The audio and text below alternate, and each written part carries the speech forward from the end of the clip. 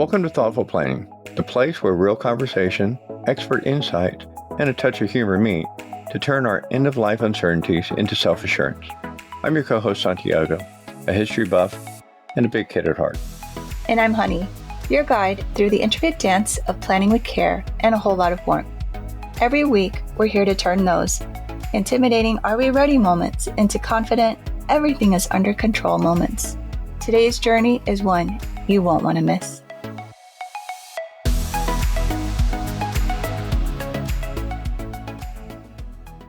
Hi, welcome to Thoughtful Planning. I'm Honey. And I'm Santiago. Today, our guest is a leading expert in the world of senior transitions, helping older adults and their families with aging in place, downsizing, and relocating. She has years of education and experience in both the real estate and senior industry, and she's a certified senior housing professional and certified aging in place specialist. So, for our audience, like we always do, let's give you an essential question. Why should you consider a certified senior housing professional or however you want to look at it, a certified aging place specialist? So without further ado, I'd like to welcome Jennifer Lynn to our podcast. Jennifer, thank you for joining us. Would you please share with our audience what inspired you to specialize in senior transitions? Sure, I'd love to. First, I just want to say thank you for having me on. I've enjoyed listening to some of your previous podcasts and learned so much. I'm always learning things, and I just appreciate you two having some of the same philosophies about thoughtful planning ahead. So that's what I'm all about as well. So Cool. What brought me here is I've always kind of had jobs or careers where I've been in a helping profession. I've been a special ed instructional assistant at a middle school. I've also been a postpartum doula, helping new families with their babies after they come home from the hospital.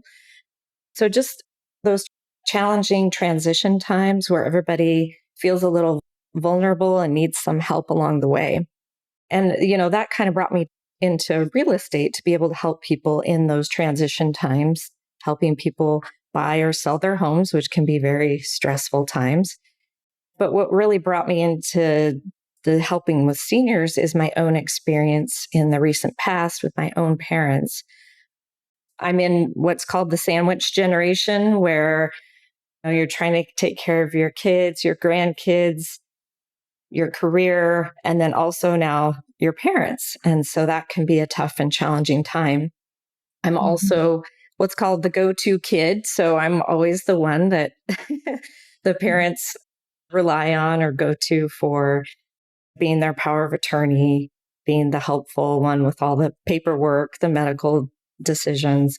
And so a couple stories that really solidified me helping in this arena is one story is with my dad and my stepmom. They were in their 70s, and then my stepmom came down with multiple bouts of cancer and having to go through rounds and rounds of chemo for a 5-year span.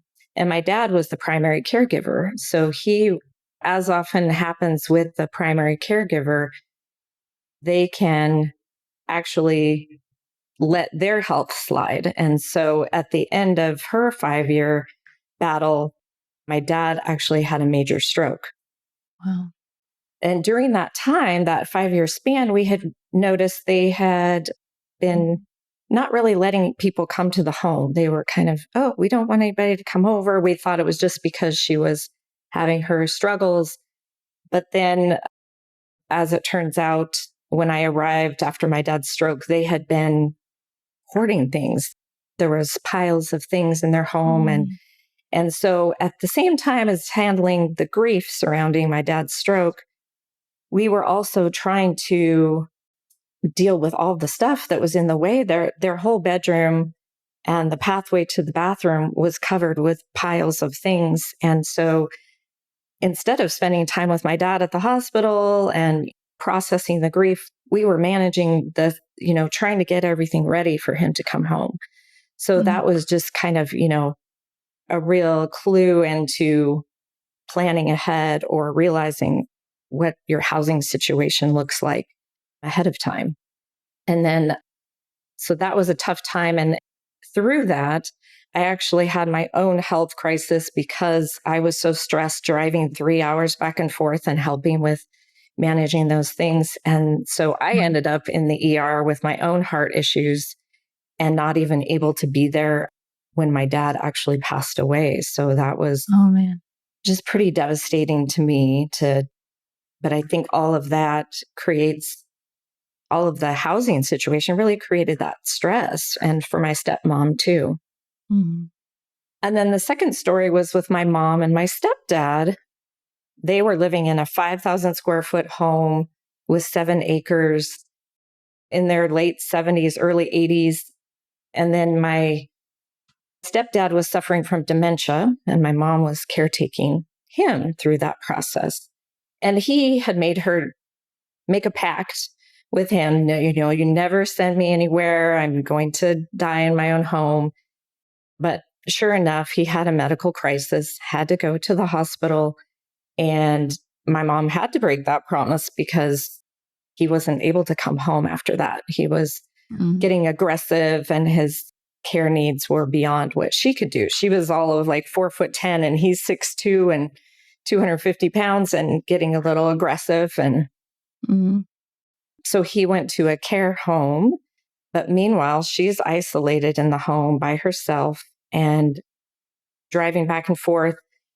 And then he eventually passed away, leaving her by herself in this huge home with lots of maintenance, lots of things to take care of. And she wasn't on the deed. So we had to begin the process of selling that home through the probate process. Wow. So it was a stressful time. Again, it just kind of created this overwhelming scenario. And we actually realized my mom was suffering from dementia as well. So we decided to move her from Washington State down here with me to Texas so I could take better care of her. But that whole sudden transition really progressed her dementia, the grief, the move. She didn't even know where she was. We thought she could actually be independent living, but she quickly spiraled within a few months into full-time memory care. And that's where she's at today. Wow. But again, the housing situation could have been dealt with a little earlier on, making it so that they could have downsized maybe before they got to that point of having this home be a burden for both of them. Wow. Well, so Yeah. I got a question before our questions start. Yeah.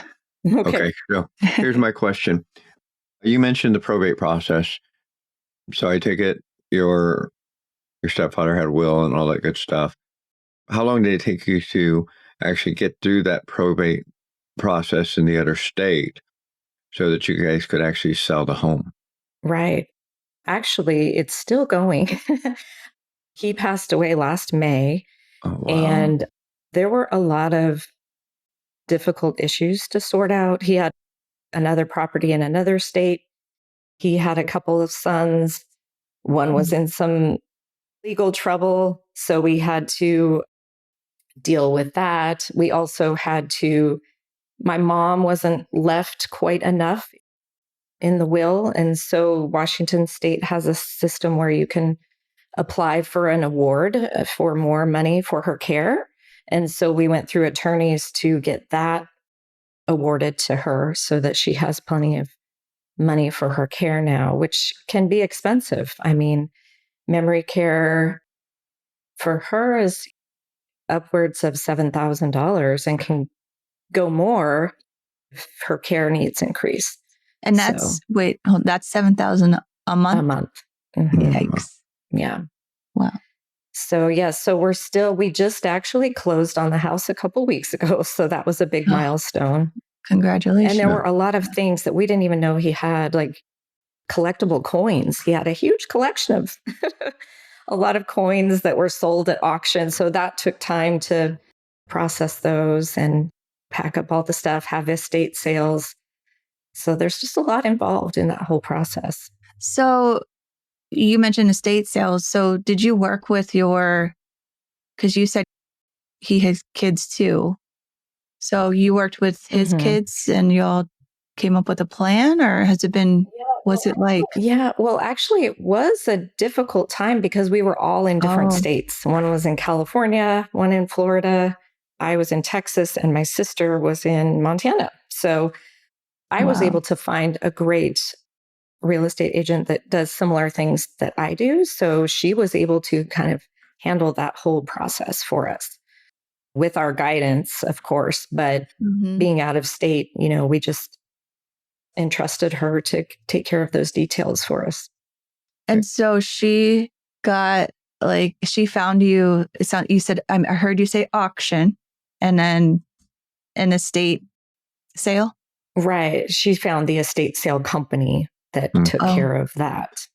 Okay. She helped kind of orchestrate the whole, whatever needed to be done. Gotcha.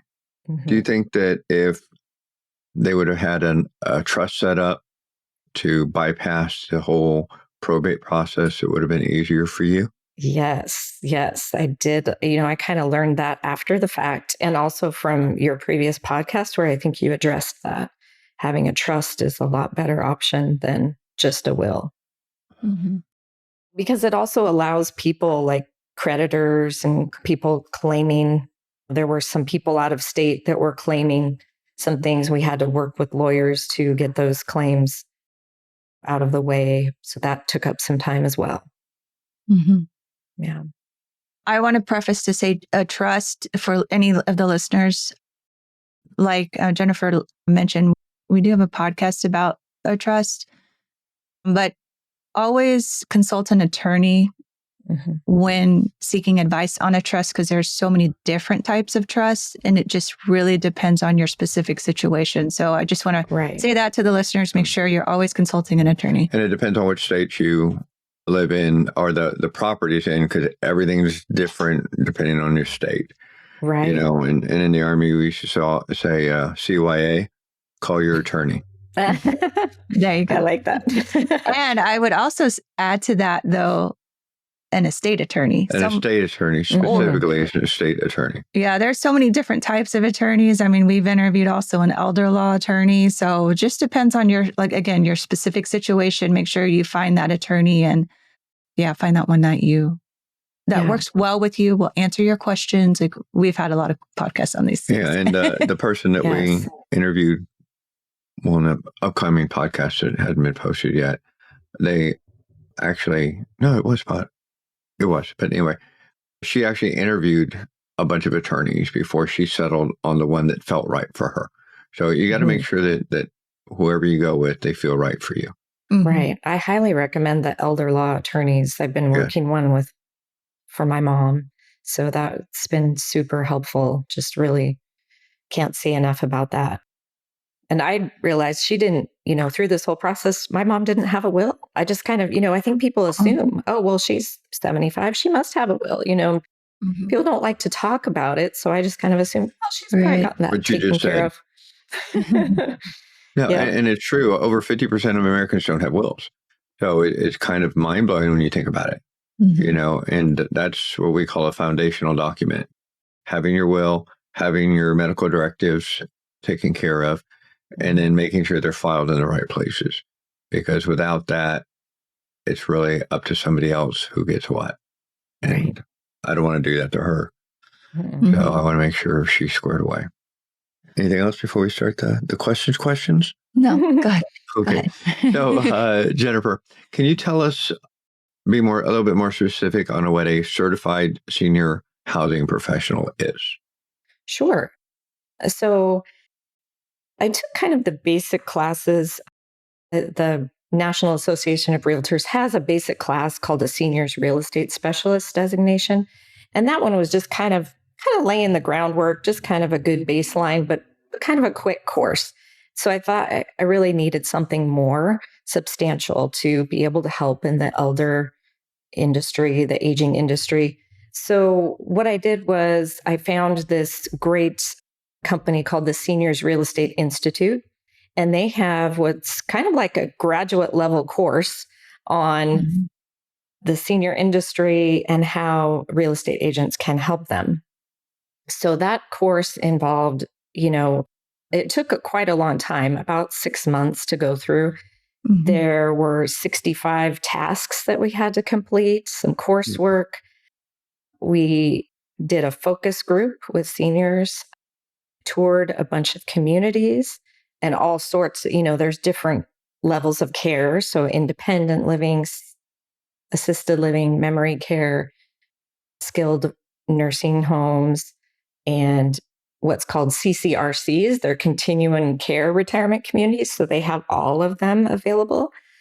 We did academic research, book reports, and just really went, the course really goes above and beyond to really tell you all of the different issues that are happening in the aging industry and how we can help and better serve our clients at the same time as continuing to learn as well.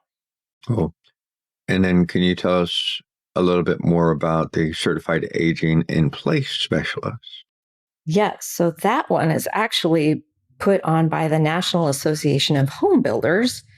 And, because I realized, okay, 90% of older adults want to stay in their own homes, just like my stepdad did, right? It's like, I'm not moving. I'm planting my feet. You can't take me out of here. And so I was kind of stuck in that situation. It's like, well, I want to help those people too. And so this training really goes into depth and like special knowledge about how to assess homes and look for any modifications that can be done to have them age in place safely for as long as they can. And it could be simple things like, hey, we need to remove those area rugs that could trip you and cause a fall. It could be better task lighting so you can see things better. It could be color contrast so you're able to navigate better. Or it could be higher friction tile so it's not as slippery. But it also could be things like that are more in depth. It could be, hey, we need to create a 0-step entry or widening some doorways in case somebody may need a wheelchair at some point.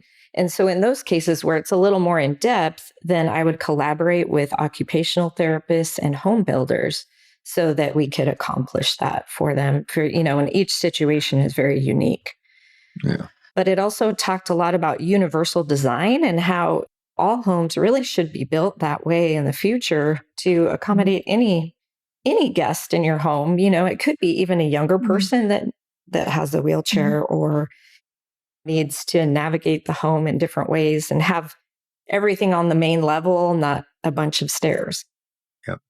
Cool. So, okay, if I heard you correctly, that program and what you learned from it enables you to help, I believe you said, multiple different types of people. So let me just give an example. Like I have a neighbor who has Parkinson's. So you can go in and know like, okay, you can automatically probably show up at their house, look at it starting from the outside and say, okay, Right. we need to, thinking ahead, like you're going to need to like do X, Y, Z as his disease progresses. Right. It is good to get that kind of ahead of time, get those modifications done if you're expecting that to happen, to need those things like a 0-step shower entry or different ways to access the refrigerator or drawers So in the training, we kind of went over diagrams of homes and how we could it gave a baseline and then how we could modify things to best suit that particular case. So there was a lot of case studies in there. Well, That sounds pretty cool. Like I never even thought about task lighting or even the carpets. the contrasting paint to show where you're going into a new room or a path. Yeah. Right. Pathway lighting. Yeah. I never thought there's even like automated as you enter, the light turns on, right? Mhm. Or things like, which I didn't think of. I thought, oh, I'm going to do this for myself. It's creating at your doorway, creating like a bench or somewhere to set your packages so that you can open the door before you bring those in. Because Yeah, on the how outside. we're trying That to makes juggle sense. all the 10 million bags we have on our arms and we're trying to open the door at the same time. That could really cause a fall. So, Oh, yeah, that's true. Heck, Wow. now we might have to build a little box that's that high just so Amazon can drop stuff in it. And then it'll disappear when you get home. You put your stuff on it, take it in and check it. And then, okay, I got Amazon. right.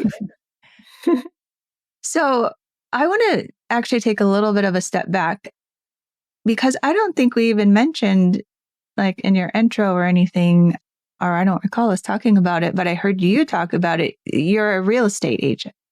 Yes. Yes. So how long have you been a real estate agent? Just about 3 years now. Yeah. Coming on 3 Okay. years. Wow. And Yes. so you're specialized in working with seniors. Mm-hmm. And are there a lot of people that come to you to help them?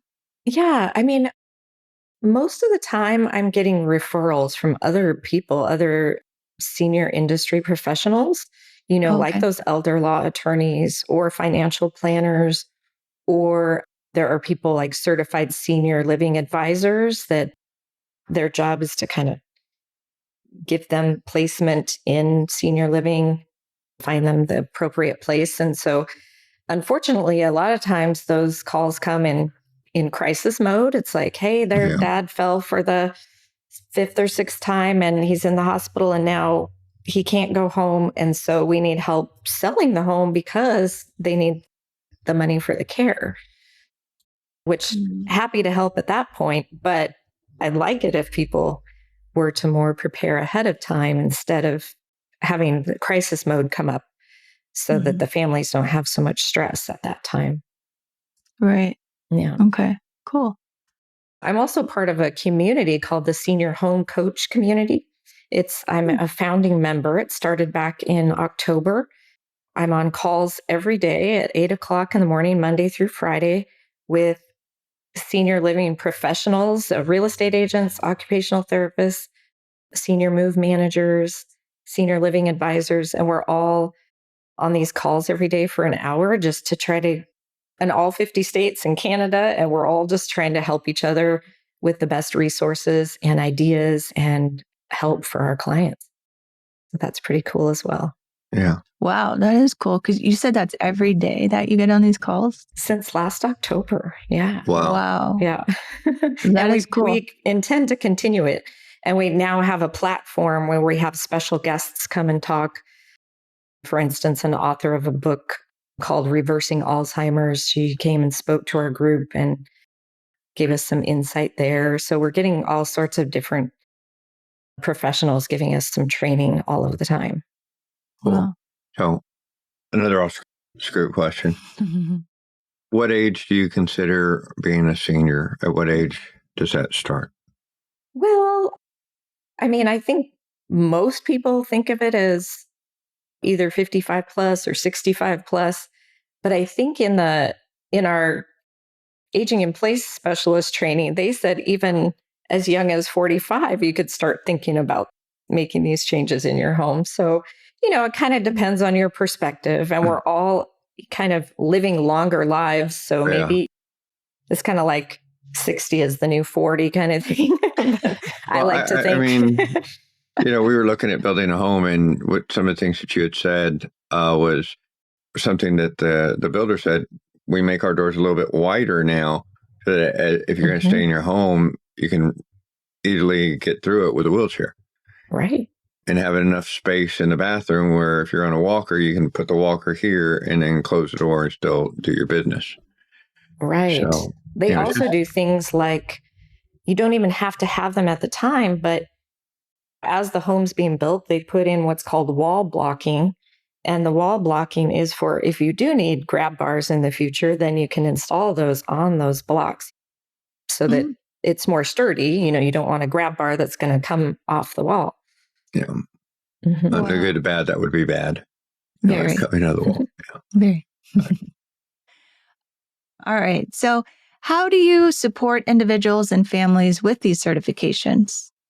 Right. So, well, I like to say I kind of do it all. I'm kind of as I said, with that real estate agent that was helping with my mom's home, kind of being the hub of the whole transition. And that can even start years before they are thinking about moving, or even if they're not moving at all, right? I can help them with those home assessments, help them age in place safely as long as possible, but then also maybe start to have them think about the housing for their future. Have, Mhm. hey, let's come up with a plan A, and then let's also have a plan B. Mm. I can help them tour some communities. Hey, let's check this one out. I think this looks like kind of your cup of tea. Each one is so unique, but it kind of depends on their needs and their hobbies and activities. And Yeah. so it's good to kind of gather a list of, go tour Mhm. those ahead of time, come up with a list of your top 3, let your family know. Mhm. I really pride myself on knowing all of the trusted referral partners that they might need. So helping them create a list, but also not just giving them a list. Here, call these people. No, I'm going to help you call those people myself. Mhm. Not to take over, they're still in control, but just to help them through the process of getting anything they need, whether it be a financial planner, those estate planning attorneys. It could be in-home care because, if they want to stay in their home, here's a good in-home care company that you could contact. And also just letting them know about outside resources like the senior centers and things that Mm. they can go to, because a lot of times they're maybe a little socially isolated if they're in their homes for a long time by themselves. Yeah.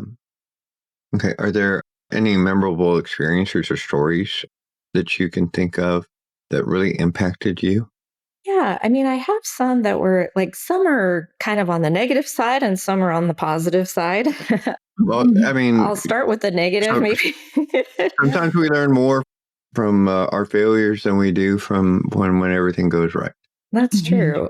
I guess more on the negative side, just people that are, again, have waited too long. Maybe they think their parents are okay. And I've learned that most people wait for 7 different red flags before they even are considering a different situation for their parents. And then that's that crisis situation that happens.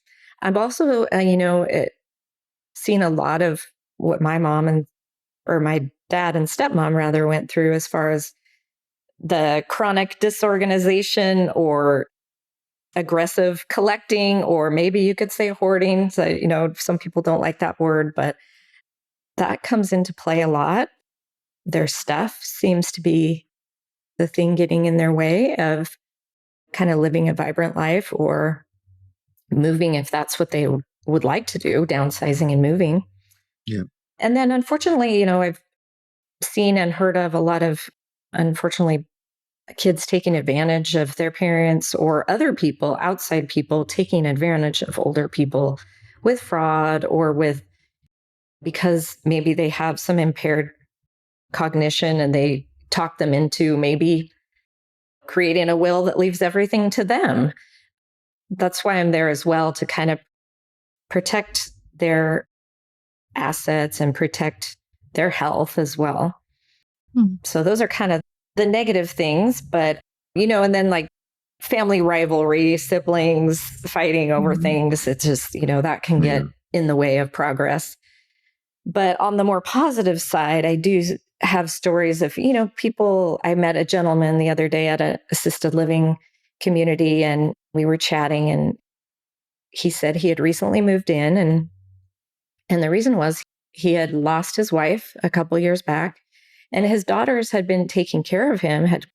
They were there all the time. They were checking in on him. They were taking him shopping, medical appointments, all of those things. But he decided on his own accord to move into assisted living because he didn't want them to be burdened with that. So I just thought that was really a nice story where it's like he was thinking about them, because it is difficult for the adult kids to manage their own lives plus taking care of their parent at the same time. So, yeah, he was thoughtful of that.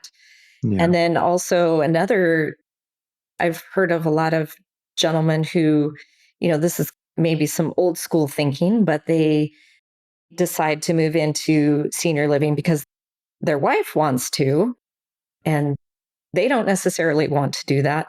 But they do it because they don't want their wife to have to take care of the things for them anymore. Like in the older population, usually the wife is doing most of the cooking, the cleaning, the maintenance of the home. And so that's kind of their gift to them. It's like, okay, I'm going to do this for you so you don't have to take care of those things.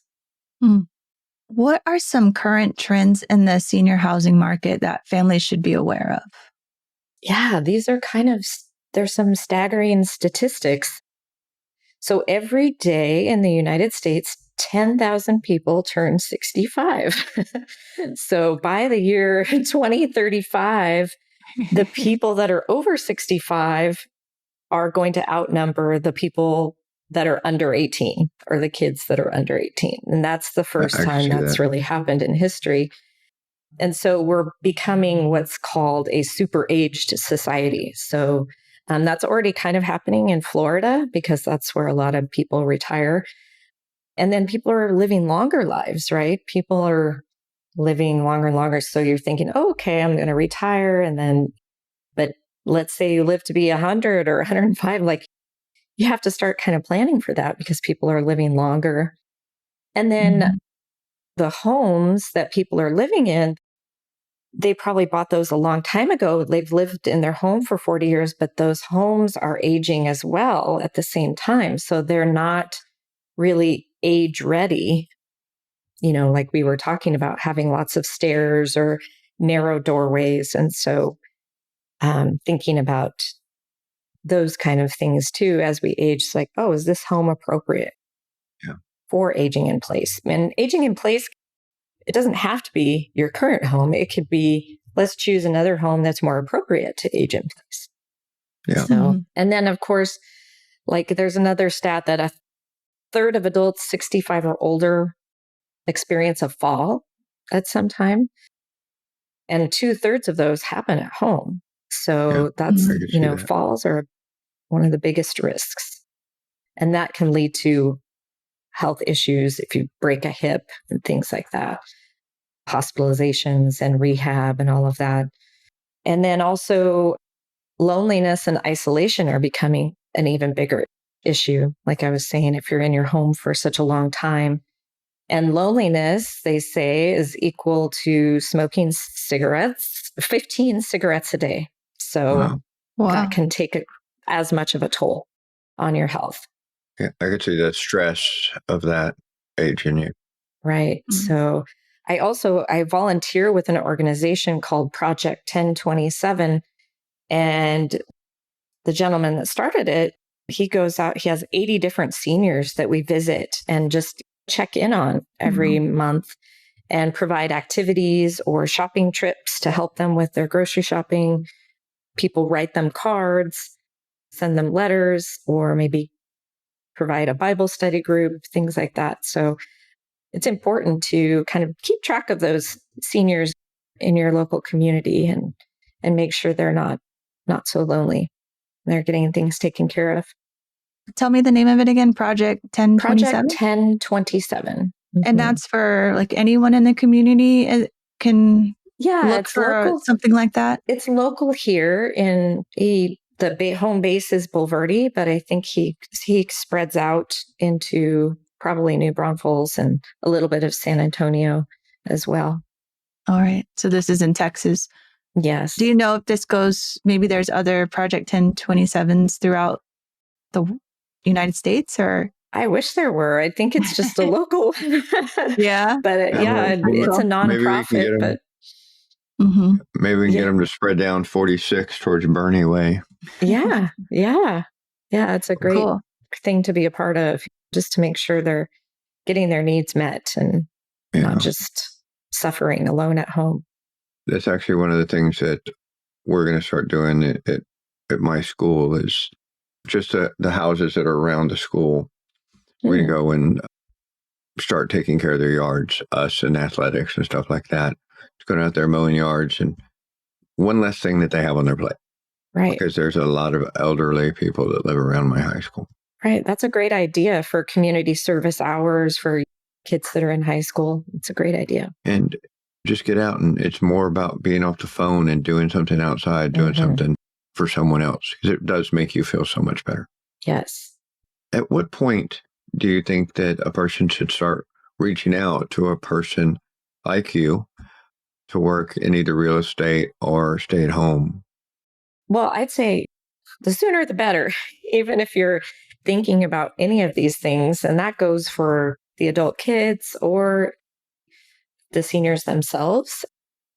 Even if it's not a plan to move or downsize yet, just beginning to think about those things. And sometimes it's easier for the people to have those conversations if there's kind of a neutral third party that can give them all of the information surrounding this. And so it's not just your kid saying, hey, you need to do these things.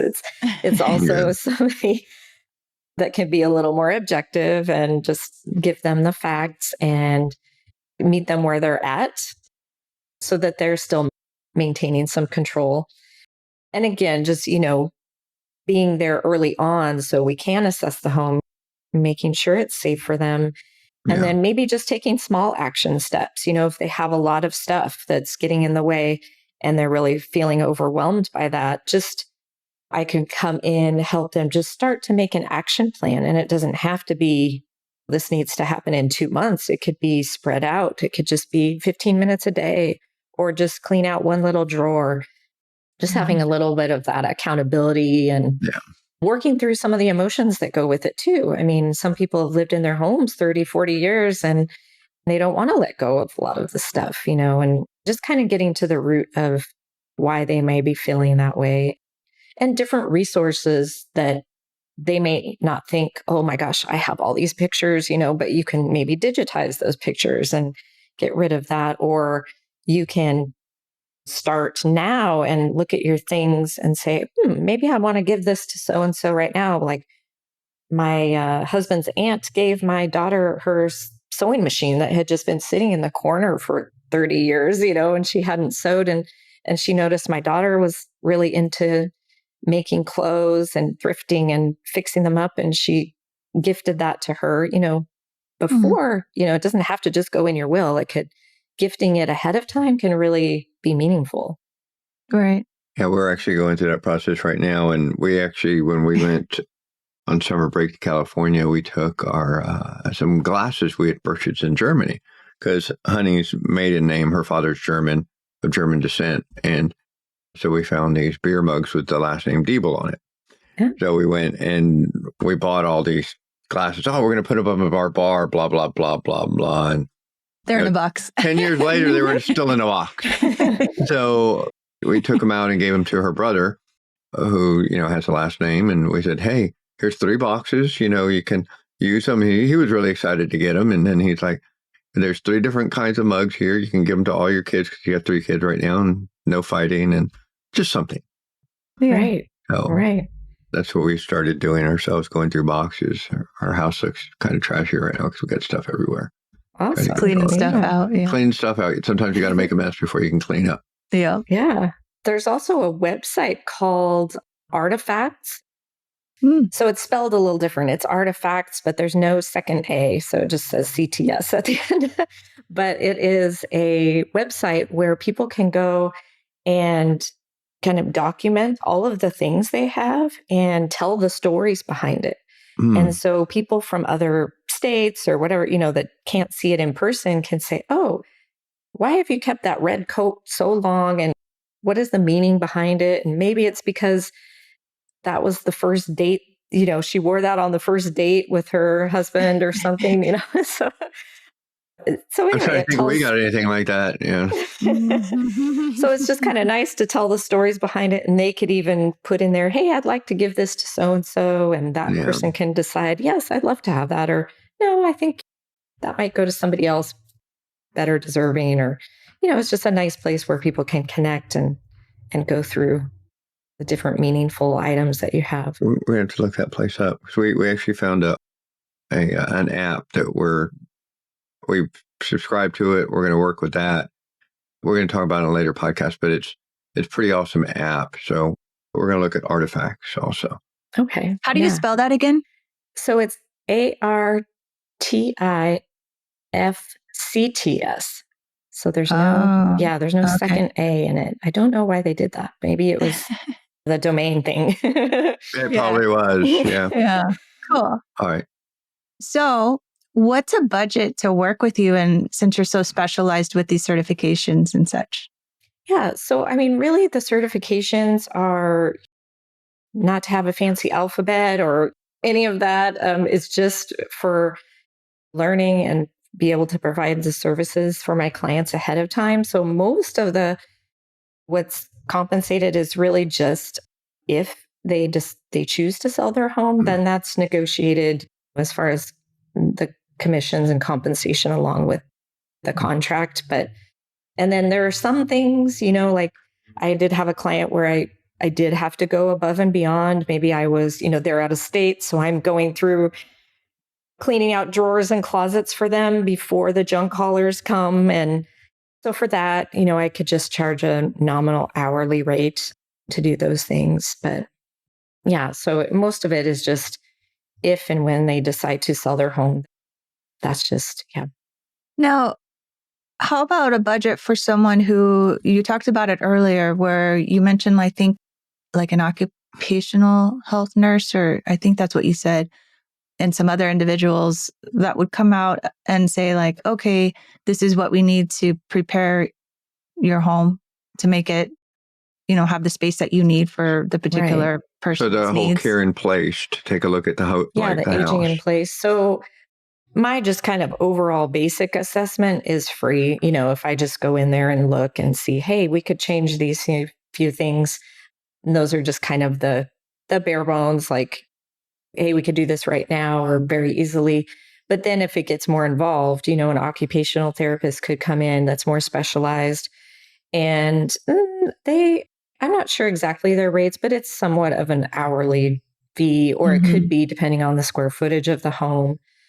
And then, of course, if you're going to have like an architect or builder look, then that's going to be Right. a lot more to look into actually making some structural changes to the home. And if I heard you correctly earlier, you mentioned you have a lot of connections of people you trust, so that if you can point your customer or client in the right direction. Right. Having those, I mean, it can be anywhere from a cleaning lady, it could be junk haulers, it could be hoarding specialists, it could be the elder law attorneys, the financial planners, estate planners, all over the place. Even I just met a gentleman yesterday and I thought this was so awesome.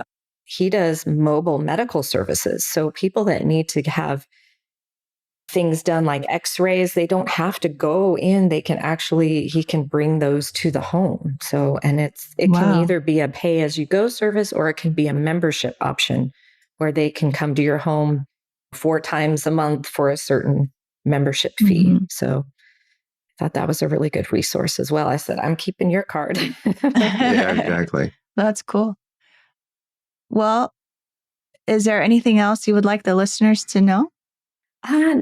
Not really. I mean, I hope I didn't come across as like doomsday or, scare people with the what if scenarios. But I just think the main goal really for me is to kind of start a movement where people kind of have those courageous conversations up front. And even though they may not be easy, and to really just become educated and more empowered to know what situations could come up, so that if something does, they're not having health challenges. They're not feeling like they're in crisis mode and chaos mode. And that goes for both the senior and the adult children or families that are involved. And just to kind of think about the housing for the fourth quarter of your life, like, what do you want that to look like? Yeah. What do you want your legacy to be for people to remember you by? So I think that's part of your goals as well, just to start early and plan around the what if scenarios and just be prepared for anything, just like we're prepared for if there's a fire, right? Yeah, exactly. We have kind of a general plan in place. I hope everybody does. And so that you're not running around scrambling, and then you can put some real thought into it before anything happens. While you're still clear of your mind and not having any cognitive impairment, and hey, these are the choices I would like, and let your family know before anything might happen. And I think that's a theme that we have in our podcast. We're only, a tenth of where April is. And when you look at a theme throughout, it's planning while you're clear of mind, planning ahead, because you don't know. You don't know how long you might have here, and you don't know what's going to happen, but at least you have a plan, an operational plan that you can pull out and execute. So I just want to say thank you for sharing your expertise, your experiences with our listeners. We've learned a lot today. I always take notes, and so I'm writing a bunch of notes because I have some homework now to do. And it's always a pleasure talking to you. I think we'll be talking here the week after next, I think, or next week. I don't know. We got to figure that out still. Well, Jennifer, thank you again for being here with us. Will you share with our listeners how they can connect with you? Sure. Right now, the best way is just really through email. So jenniferlind1170@gmail.com. I will shortly have my website up and running. That should be jenniferjlind.com. And then, you can just always reach out by phone as well, which you can find. You can also find me on Facebook, facebook.com/JenniferLindCSHP. And that kind of documents some of the activities I've been doing. And I believe my phone number's on there as well. Awesome. I'll definitely include that in the show notes. Yes. And our website once we're done with that.